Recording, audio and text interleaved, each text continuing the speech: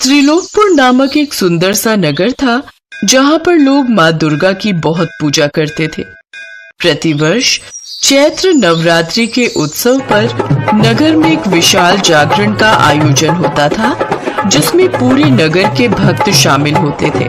त्रिलोकपुर नगर के राजा भानु प्रताप बहुत अच्छे स्वभाव के राजा थे। वे जागरण के पश्चात अगले दिन भारी मात्रा में भंडारा बंटवाते थे जिसमें नगर के साथ साथ आसपास के छोटे छोटे गांव के लोग भी सम्मिलित होते थे। राजा भानु प्रताप इस सुख शांति के लिए सदैव माँ दुर्गा को ही धन्यवाद कहते थे। इस वर्ष भी चैत्र नवरात्रि के उत्सव पर माँ दुर्गा के विशाल जागरण की तैयारियां चल रही थीं। महाराज, माँ दुर्गा के जागरण की सारी व्यवस्था हो चुकी है। एक बार आप चलकर सारी व्यवस्था देख लेते। सेनापति विजयसेन, मैं जानता हूं कि आप सभी इतने वर्षों से माँ दुर्गा के जागरण की तैयारियां करते आ रहे हैं, तो सारे प्रबंध अच्छे ही हुए होंगे। और फिर माँ दुर्गा का आशीर्वाद हमारे साथ है तो सब कुछ अच्छा ही होगा। रात्रि का समय हुआ तो सब लोग जागरण के लिए आने आरंभ हो गए। राजा भानु प्रताप और महारानी सुनंदा भी जागरण में आ चुके थे। पंडित जी ने राजा भानु प्रताप और रानी सुनंदा को सर्वप्रथम माँ दुर्गा का पूजन करने के लिए बुलाया। महाराज, जागरण प्रारंभ करने से पहले आइए माँ दुर्गा की आराधना कर लेते हैं। जो आज्ञा पंडित जी। सभी भक्त मेरे साथ एक आवाज में बोलेंगे, जयकारा शेरा वाली दा, बोल साचे दरबार की जय। जागरण प्रारंभ हुआ। सब लोग माँ दुर्गा के भजन गा रहे थे और उनकी भक्ति में लीन थे। तभी आकाश मार्ग से कुछ असुर गुजर रहे थे। उन्होंने जागरण की आवाज सुनी तो रुक गए। महाराज, लगता है इस नगर में कोई उत्सव चल रहा है। हाँ, आवाज तो ऐसी ही आ रही है। फिर हमें क्या करना चाहिए? महाराज, बहुत जोरों की भूख लगी है और कितने समय से हमने किसी उत्सव में उत्पात नहीं मचाया। और हम तो असुर हैं। हमारे होते हुए भला कोई उत्सव या धार्मिक कार्य शांतिपूर्वक कैसे संपन्न हो सकता है? तुम सब ठीक कह रहे हो। चलो, फिर देर किस बात की है? इस उत्सव को तहस नहस कर देते हैं और अपनी भूख भी मिटा लेते हैं। असुर उत्पात मचाने के लिए त्रिलोकपुर नगर में उतर गए। असुरों का भयानक रूप देखकर वहां बैठे लोग डरकर इधर उधर भागने लगे। पकड़ लो इन सबको और चबा कर खा जाओ। सारे उत्सव को उजाड़ दो, तहस नहस कर दो। भागो भागो, दैत्य आ गए, भागो। कौन हो तुम लोग और यहाँ क्यों आए हो? ये माँ दुर्गा का जागरण है। इस शुभ कार्य को खंडित करने की कोशिश भी मत करना, नहीं तो माँ दुर्गा के प्रकोप को तुम असुर नहीं जानते हो। उनके प्रकोप से कोई पापी नहीं बचता। ऐसी छोटी छोटी बातें करके तू हमें डरा रहा है। तू जानता नहीं, मैं राक्षसों का राजा दुर्जनासुर हूं। मेरे से पृथ्वी, आकाश, पाताल सभी कांपते हैं, तो ये पत्थर की मूर्ति मेरा क्या बिगाड़ेगी? भक्त अपने बचाव के लिए इधर उधर भाग रहे थे। तभी एक छोटी सी कन्या उन असुरों के सामने आ गई। रुक जाओ, नहीं तो तुम्हें अपनी भूल के लिए पछताने का भी अवसर प्राप्त नहीं होगा। तू पिद्दी सी बच्ची हमें रुकने के लिए कह रही है। अरे तुझे तो हम एक चींटी की भांति अपने पैरों के नीचे रौंद देंगे। अच्छा, तुम सब में इतना साहस है, इतनी शक्ति है? क्यों? ये सब देखकर क्या तुम्हें हमारी शक्ति का अंदाजा नहीं हुआ? मुझे तो कुछ भी महसूस नहीं हो रहा। यदि तुम में इतनी शक्ति है तो मुझे बंदी बनाकर दिखाओ। मुझे तो तभी प्रमाण मिलेगा कि तुम सब असुर महाशक्तिशाली हो। महाराज, ये छोटी सी बच्ची आपको चुनौती दे रही है। शायद ये आपको जानती नहीं है कि आप कितने शक्तिशाली हैं। महाराज, इसे तो बंदी बना ही लीजिए। तुम ठीक कह रहे हो, मैं इसे अभी बंदी बना लेता हूं। हे राक्षस राज, ये छोटी सी कन्या है, इसे छोड़ दो। इसकी जगह मुझे पकड़ लो, मुझे बंदी बना लो। महाराज, इस प्यारी सी कन्या को ये राक्षस बंदी बना लेगा, बच्ची को चोट आ जाएगी। ये सब देखा नहीं जा रहा। माँ दुर्गा, हमारी मदद करो। असुर जोर जोर से हंसने लगे। दुर्जनासुर अपने हाथों को खोलता है और उसके हाथों में से एक रस्सी उत्पन्न होती है। रस्सी उस कन्या को बांधनी शुरू होती है, पर ये क्या, जैसे जैसे रस्सी उस कन्या को बांधती वैसे वैसे रस्सी गायब होती रहती। वो कन्या मुस्कुराने लगी। कन्या घूमती जाती और रस्सी गायब होती जाती। सब आश्चर्यचकित थे। दुर्जनासुर और बाकी सभी असुर भी हैरान रह गए। रस्सी बंधने के पश्चात गायब हो रही थी। अरे, तुम तो मुझे बांध ही नहीं पा रहे हो, तुम्हारी रस्सी कहाँ है? कौन हो तुम? कौन हो? जरूर तुम कोई मायावी कन्या हो। आज तो मैं तुम्हें बंदी बनाकर ही रहूंगा। दुर्जनासुर क्रोध से बौखला गया। वो उस कन्या को पकड़ने के लिए दौड़ा। इस कन्या को पकड़ लो और बंदी बना लो। तुम मुझे बंदी नहीं बना सकते दुर्जनासुर। राजा भानु प्रताप रानी सुनंदा समझ गए थे कि साक्षात माँ दुर्गा उन असुरों का संहार करने के लिए प्रकट हुई हैं।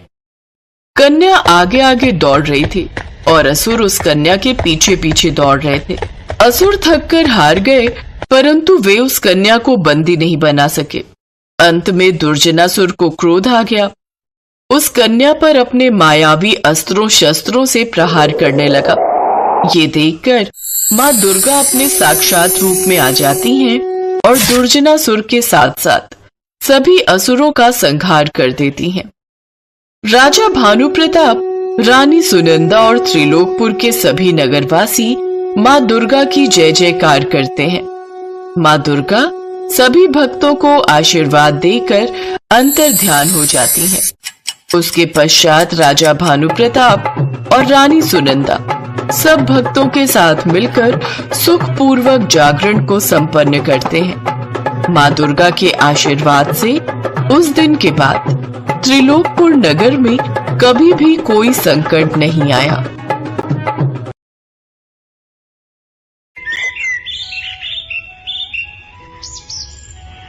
हरिया के पास लच्छो नाम की एक बहुत ही सुंदर और हृष्ट-पुष्ट गाय थी।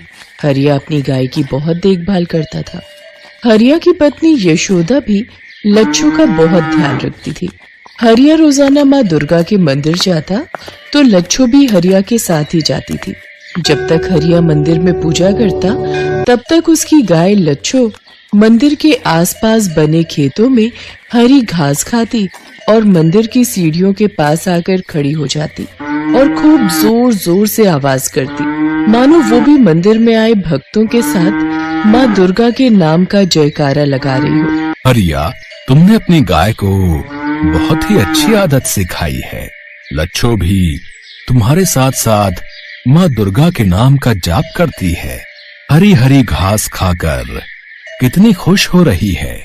वैसे इसे संपूर्ण आहार देते रहा करो, क्योंकि एक गर्भवती गाय को पौष्टिक आहार की बहुत आवश्यकता होती है। जी पंडित जी, अपनी तरफ से तो मैं इसका पूरा ख्याल रखता हूँ। बाकी माँ दुर्गा की कृपा से बस बछड़ा बिना परेशानी के ठीक से हो जाए, अब यही कामना करता हूँ। चिंता मत करो हरिया, माँ दुर्गा की कृपा से सब कुछ ठीक होगा। जय माता दी। जय माता की पंडित जी। हरिया की गाय जब से गर्भवती हुई थी तब से हरिया उसका पूरा ख्याल रखता था। उसे आसपास घुमाना फिराना, अच्छा पौष्टिक आहार देना, समय समय पर उसे पशु चिकित्सक को दिखाना, वो सब काम अच्छे से कर रहा था। एक दिन हरिया लच्छो को लेकर घर लौट रहा था। रास्ते में उसे दो अनजान आदमी मिले। उनमें से एक ने हरिया से कहा, राम राम भाई, बता सकते हो यहाँ पशु बाजार कहाँ है? हमें अपने लिए एक गाय खरीदनी है। गांव के किनारे एक सड़क जा रही है, वहीं पर पशु बाजार लगता है। तुम किसी से भी पूछोगे तो वो रास्ता बता देगा। अच्छा, तो तुम भी गाय खरीद कर आ रहे हो? ये गाय गर्भवती दिखाई देती है, बड़ी हृष्ट पुष्ट गाय है, कितने की खरीदी? नहीं नहीं, मैंने इसे खरीदा नहीं है, ये बचपन से ही मेरे साथ रहती है। अच्छा, मैं चलता हूँ। मैं बेचोगे अपनी गाय? अच्छे दाम देंगे। अनजान लोगों की बात सुनकर हरिया गुस्से में आ जाता है। अरे तुम तो पीछे ही पड़ गए हो, मैंने पशु बाजार का रास्ता बता दिया ना, फिर क्यों फालतू की बातें कर रहे हो? जाओ भाई, अपने रास्ते जाओ। सोच लो, ऐसा मौका फिर हाथ नहीं आएगा, रातों रात अमीर बन जाओगे। हम बहुत अच्छे दामों में तुम्हारी गाय शहर में बिकवा देंगे। हरिया के साथ लच्छो भी थी, इसलिए वो उन दोनों आदमियों से उलझना नहीं चाहता था, इसलिए वो चुपचाप घर चला गया। अगले दिन हरिया लच्छो को लेकर दुर्गा मंदिर पहुंचा और पूजा करने लगा। हरिया ने रोजाना की तरह लच्छो को मंदिर के सामने खेतों में घास चरने के लिए छोड़ दिया। लच्छो घास खाकर थोड़ी देर में ही वापस लौट आती थी, पर बहुत देर तक वो वापस नहीं लौटी तो हरिया घबरा गया। पंडित जी, आपने लच्छो को कहीं देखा? वो रोजाना मंदिर की सीढ़ियों के पास आकर खड़ी हो जाती है। मैंने आसपास के खेतों में ढूंढ लिया, वो कहीं भी दिखाई नहीं दे रही। नहीं हरिया, मैंने तो तुम्हारी गाय को नहीं देखा। मैं तो हवन के लिए किसी के घर गया हुआ था, अभी लौटा हूँ। हरिया की आंखों में आंसू आ जाते हैं और वो माँ दुर्गा के सामने रोने लगता है।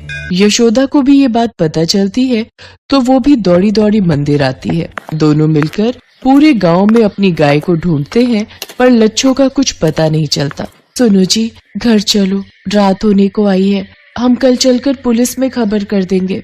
यशोदा, हमारी लच्छो न जाने किस हाल में होगी। हरिया ने पूरी कोशिश कर ली, पुलिस में रिपोर्ट भी लिखवा दी, पर पुलिस भी लच्छो को ढूंढ नहीं पा रही थी। लच्छो को चोरी हुए 3 दिन बीत चुके थे। यशोदा ने देखा हरिया घर पर नहीं है, वो घबरा गई और दौड़ी हुई माँ के मंदिर में गई।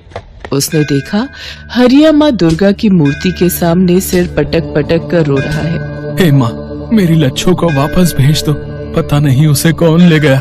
मेरी प्रार्थना सुनो माँ, मैंने अपनी लच्छो को अपनी बच्ची की तरह पाला है, अगर उसके साथ कुछ गलत हो गया तो मैं जी नहीं पाऊंगा। माँ, मेरी प्रार्थना सुनो माँ। सुनो जी, अपने आप को संभालो ना, पुलिस चोरों की तलाश कर रही है। आपको देवी मैया पर विश्वास है ना? हाँ यशोदा, देवी माँ का ही तो सहारा है, उन्हीं पर मुझे विश्वास है। वो मेरी लच्छो को कुछ नहीं होने देंगी, वो उसकी रक्षा करेंगी। माँ दुर्गा ने देखा कि उनका भक्त अपनी गाय से कितना प्रेम करता है। एक जानवर के प्रति इतना प्रेम और दयालुता देखकर करुणामयी माँ दुर्गा ने अपनी शक्ति दिखाई और वो लच्छो के सामने प्रकट हुई। माँ दुर्गा ने अपना हाथ उठाया और लच्छो को अद्भुत शक्ति प्रदान की और अंतर ध्यान हो गई। लच्छो जंजीरों से बंधी हुई थी। माँ दुर्गा से प्राप्त शक्ति के कारण लच्छो ने जंजीरों को तोड़ दिया। लच्छो को उन्हीं 2 अनजान आदमियों ने चोरी किया था जो हरिया से उसे बेचने के लिए कह रहे थे। लच्छो की जंजीरें खुली देख वे दोनों आदमी उसे पकड़ने लगे। तभी लच्छो उन दोनों आदमियों को मारने लगी। वे दोनों उससे बचने की कोशिश में भागने लगे। लच्छो उनके पीछे दौड़ पड़ी। अरे अरे अरे अरे अरे कोई बचाओ भाई, अरे अरे ये गाय हमें मार देगी। अरे इस रास्ते पर कहाँ भाग रहा है, यहाँ तो पुलिस चौकी है। अरे अरे अरे कोई बात नहीं, पुलिस के हवाले होकर कुछ समय जेल में बिता लेंगे भैया, और कम से कम इस गाय के हाथों मरने से तो बच जाएंगे। अरे अरे चल चल चल, पुलिस चौकी में जल्दी चल, वो गाय हमारे पीछे आ रही है, चल चल। दोनों आदमी घबराए हुए पुलिस चौकी में घुस जाते हैं। इंस्पेक्टर साहब, हमें बचा लो, वो गाय हमें मार देगी। अरे कौन सी गाय, मुझे पूरी बात बताओ। दोनों आदमी डरकर इंस्पेक्टर को सच्चाई उगल देते हैं। गाय पुलिस चौकी के बाहर ही खड़ी थी। अरे हवलदार, हरिया की भी गाय चोरी हुई थी ना, अरे वो गाय कहाँ चली गई? अरे जल्दी से उसका पीछा करो। पुलिस लच्छो के पीछे पीछे जाती है। लच्छो तो मंदिर का रास्ता जानती थी। वो दुर्गा मंदिर की सीढ़ियों के सामने जाकर आवाज लगाने लगती है। हरिया उसकी आवाज सुनता है तो खुशी से फूला नहीं समाता। यशोदा, ये तो हमारी लच्छो की आवाज है। हे देवी मैया, आपने मेरी लच्छो को वापस बुला लिया, आपकी जय हो माँ।